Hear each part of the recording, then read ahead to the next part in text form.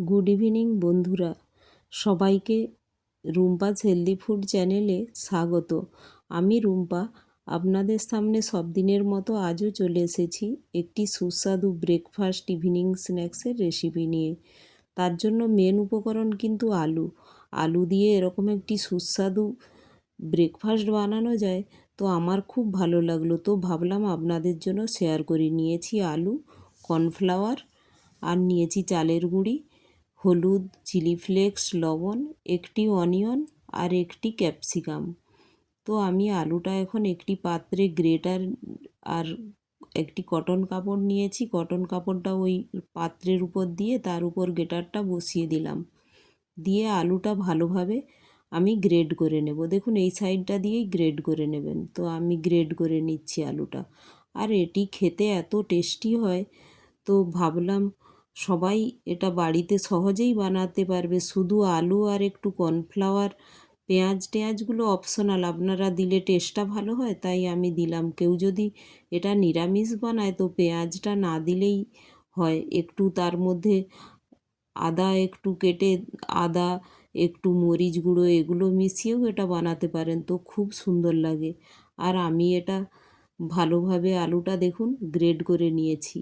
এখন এর মধ্যে গ্রেড করে নেব যে একটু ক্যাপসিকাম নিয়েছি, ওটা ক্যাপসিকামটাও একটু কম পরিমাণেই দিচ্ছি। আর একটা পেঁয়াজ নিয়েছি, ওরও হাফ দেব, গ্রেড করে নিচ্ছি। এইভাবেই ওটার সাহায্যে গ্রেড করে নিচ্ছি। তো গ্রেড হয়ে গেলে আমি পুরোটা করে নেব, চেপে চেপে জলটা বের করে নেব, যাতে এটা ক্র্যাঞ্চি ভাব আসে, তার জন্য এটা জলটা বের করে নেব। আর জলটা বের করে দেওয়ার পরে যখন আবার আমি এটায় একটু লবণ দেব, আবার ময়েশ্চার বেরিয়েই যায়। তো দেখুন এইভাবে আমার পুরোটা গ্রেড করা হয়ে গিয়েছে। এখন আমি ওটা কাপড়টা এইভাবে তুলে নিয়ে ওটা সব সমেত এইভাবে তুলে নেব, নিয়ে এটা হাতের সাহায্যেই চেপে চেপে জলটা বের করে নেব। দেখুন এইভাবে সব জলটা বের করে নেবেন। আর এটা নর্থ আমেরিকানরা হার্শ ব্রাউন বলে থাকে, আমিও তাই আপনাদের সামনে হার্শ ব্রাউনই বলছি। আর এটা দেখুন জলটা চেপে নিয়ে আমি এখন একটি বাউলে এটা নিয়ে নিলাম। আর এটা দেখুন এখন কতটা সফট হয়ে গিয়েছে, ফ্রেশ হয়ে গিয়েছে কতটা, দেখুন চামচের সাহায্যে আমি দেখাচ্ছি। এখন এর মধ্যে আমি দিয়ে দেব, এটা ম্যারিনেট করার জন্য দিয়ে দেব কর্নফ্লাওয়ার আর চালের গুঁড়ো, তার সাথে দিয়ে দেব চিলি ফ্লেক্স। চালের গুঁড়ো আর কর্নফ্লাওয়ার আমি দিচ্ছি 2 টিস্পুন, আর চালের গুঁড়ো দেব 1 টিস্পুন। যতটা কর্নফ্লাওয়ার নিচ্ছি তার হাফ চালের গুঁড়ো নিচ্ছি। চালের গুঁড়ো দিলে এটা ক্র্যাঞ্চিনেস অনেকক্ষণ থাকে, ক্র্যাঞ্চি ভাবটা অনেকক্ষণ থাকে, তাই আমি চালের গুঁড়োটা দিয়ে দিচ্ছি। আর দিয়ে দিলাম একটু হলুদ, আর দিয়ে দেব চিলি ফ্লেক্স, আর স্বাদ মতো দিয়ে দেব লবণ। এই কটা উপকরণেই এত সুন্দর একটি টেস্টি খাবার, তো অবশ্যই সবার বাড়িতেই বানানো যায়। তো একবার অবশ্যই বানিয়ে নেবেন। এইভাবে আমি দেখুন স্পুনের সাহায্যে ভালোভাবে হচ্ছে না, তাই হাতের সাহায্যেই আমি পুরোটা ভালো করে দেখুন এইভাবে মেখে নিলাম। তারপর হাতের সাহায্যেই আমি এটাকে একটু এইভাবে একটু স্কোয়ার শেপের গড়ে নেব। তারপর আমি হাতের সাহায্যে আমি ভালোভাবে ঠিকমতো দেখুন এইভাবে চেপে চেপে প্রথমে গোল করে নিলাম, তারপর একটু চেপে চেপে স্কোয়ার শেপ করে, তা আমি একটু চাকুর সাহায্যেই করে নেব। হাতটা দিয়ে আমার বেশি স্কোয়ার ঠিক ঠিক আসছে না, তাই আমি দেখুন কিভাবে আমি স্কোয়ার শেপটা বানিয়ে নিচ্ছি। তো এইভাবে আপনারা সবগুলোই বানিয়ে নেবেন এইভাবে হাতের সাহায্যে করে।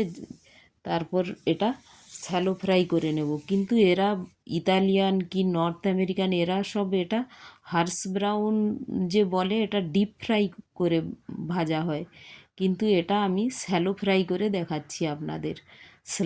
শ্যালো ফ্রাই করলেও এটা খুব ক্র্যাঞ্চি ভাব এসে যায়।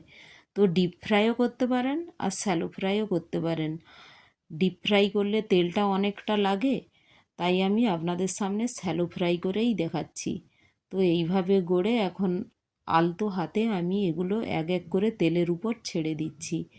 এগুলো দেখুন এইভাবে আমি সবগুলো ভেজে নেব লাল লাল করে। এক পাশটা হয়ে গেলে উল্টে দেব। তো এইভাবে এটা যদি খাওয়া যায়, এটা তো বাচ্চাদের খুবই ভালো লাগবে, একবার অবশ্যই বানাবেন। দেখুন এইভাবে আমার এক পাশটা হয়ে গিয়েছে, আমি এক এক করে উল্টে দিচ্ছি।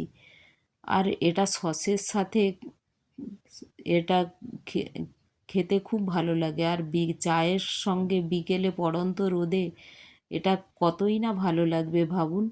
এটা এত সফট হয় ভেতরটা, আর উপরটা মুচমুচে, তো খেতে কতটা টেস্টি হয় বুঝতেই পারছেন।